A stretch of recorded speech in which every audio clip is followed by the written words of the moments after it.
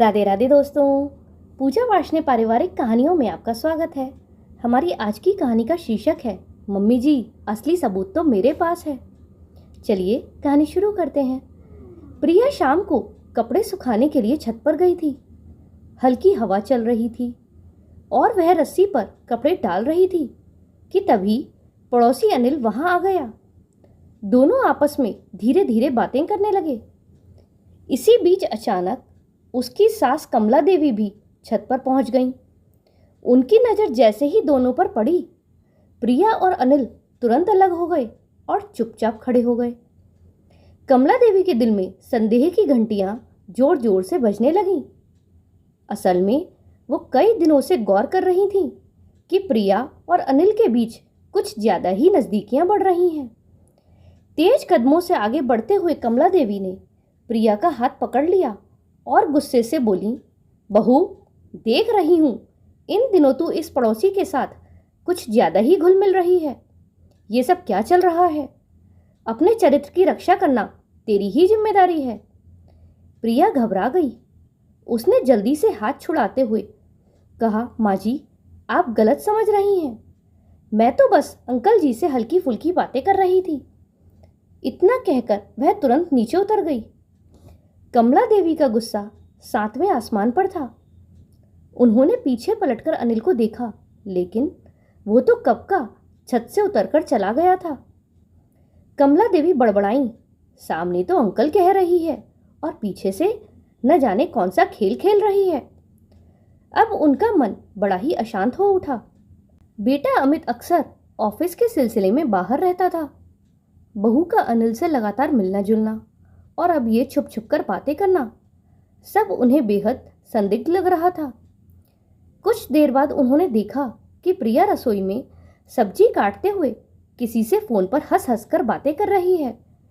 कमला देवी दबे पांव दरवाजे तक पहुंच गईं। जैसे ही प्रिया ने उन्हें देखा, उसने फौरन फोन काट दिया। अब तो शक और गहरा गया। कमला देवी ने ठान लिया कि बेटे के आने से पहले वह इस राज का पर्दाफाश करके ही रहेंगी। अगले दिन उन्होंने प्रिया से कहा, बहू, मैं बाजार जा रही हूँ, लौटने में 2 घंटे लगेंगे, तुम खाना बना लेना। इतना कहकर वह मुख्य दरवाजे से बाहर निकल गईं, लेकिन तुरंत पिछले दरवाजे से अंदर लौटकर घर में छिप गईं। उनकी नज़र अब सिर्फ प्रिया पर थी। थोड़ी देर बाद प्रिया ने किसी को फोन किया। कुछ ही देर में अनिल दबे पांव घर के भीतर दाखिल हुआ। कमला देवी की आंखें फटी की फटी रह गईं। आज उन्होंने निश्चय कर लिया था कि बहू को रंगे हाथों पकड़कर ही रहेंगी। प्रिया ने अनिल को सीधे अपने कमरे में ले जाकर दरवाजा बंद कर लिया। कमला देवी का दिल जोर जोर से धड़कने लगा। उन्होंने फौरन मोबाइल निकाला और रिकॉर्डिंग चालू कर दी। कमरे का दरवाजा बंद होना और फिर थोड़ी देर बाद अनिल का कमरे से निकल जाना, सब कुछ कैमरे में कैद हो गया।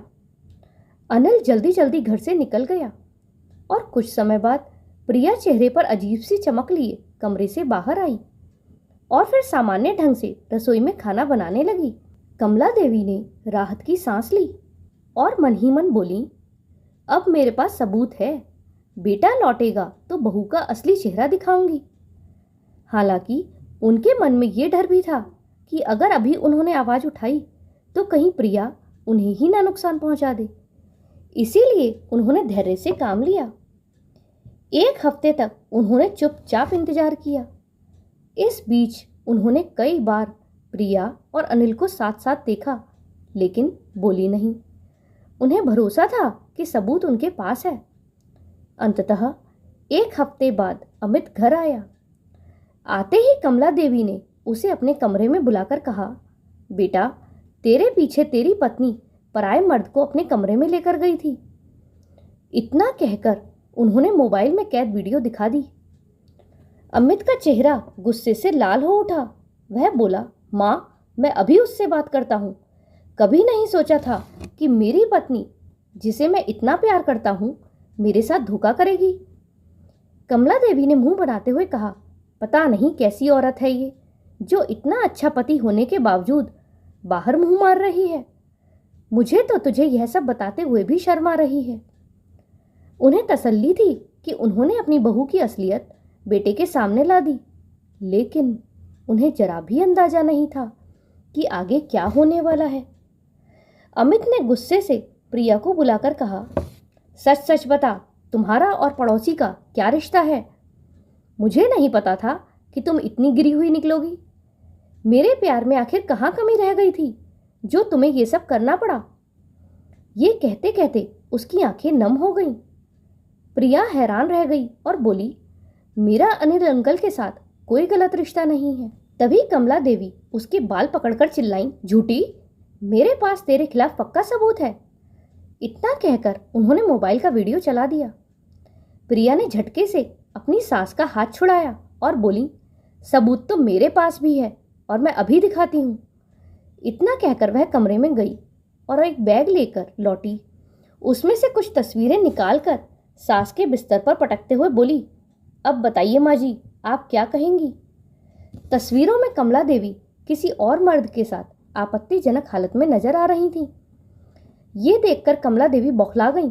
ये क्या है? ये सब झूठ है। अमित भी हैरान रह गया। वह प्रिया से चिल्लाकर बोला, ये सब क्या है प्रिया? प्रिया ने शांत स्वर में कहा, तुम्हारी माँ कोई सती सावित्री नहीं है। जब पापा जिंदा थे तभी इनका किसी और के साथ संबंध था। पापा जी को सच्चाई पता चल गई थी और उसी रात इन्होंने उन्हें छत से धक्का देकर गिरा दिया था। उसी हादसे में उनकी जान गई। अमित ये सुनकर हक्का बक्का रह गया। वह दांत पीसते हुए बोला, तुम मेरी माँ पर इतना बड़ा इल्जाम लगा रही हो, क्या तुम्हारे पास सबूत है? प्रिया बोली, हाँ, मेरे पास सबूत है। बिना सबूत के मैं यह बात कभी नहीं कहती। अनिल अंकल सब जानते थे।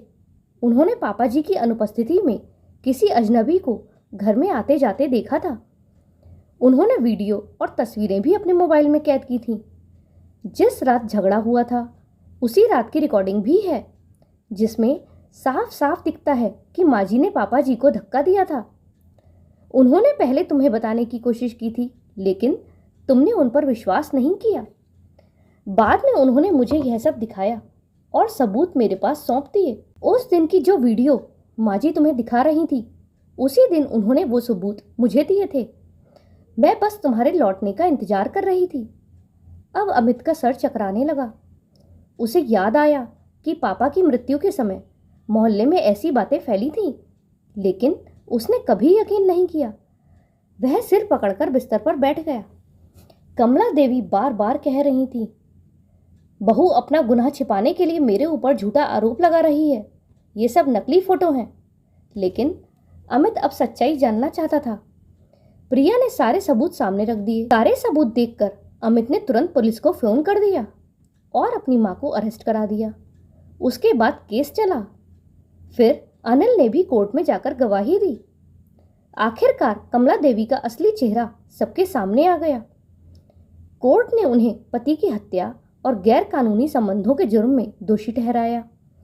उनका प्रेमी तो पहले ही दिल का दौरा पड़ने से मर चुका था और अब वह खुद सलाखों के पीछे पहुंच गई। जिस बहू के चरित्र पर शक करके वह उसे बदनाम करना चाहती थी, उसी बहू ने उनकी असलियत दुनिया के सामने ला दी थी। अंत में प्रिया ने अपनी सास से कहा, आप मेरे चरित्र पर दाग लगाने चली थी, लेकिन आपका अपना अतीत सबसे गंदा निकला। दूसरों पर उंगली उठाने से पहले इंसान को अपने कर्मों पर भी नजर डालनी चाहिए।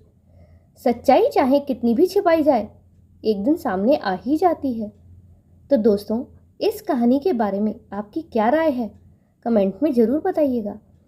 और अगर आपको कहानी पसंद आई हो तो वीडियो को लाइक करें और चैनल पर नए हो तो चैनल को सब्सक्राइब करें। हमारे साथ अंत तक बने रहने के लिए धन्यवाद। जय श्री राधे।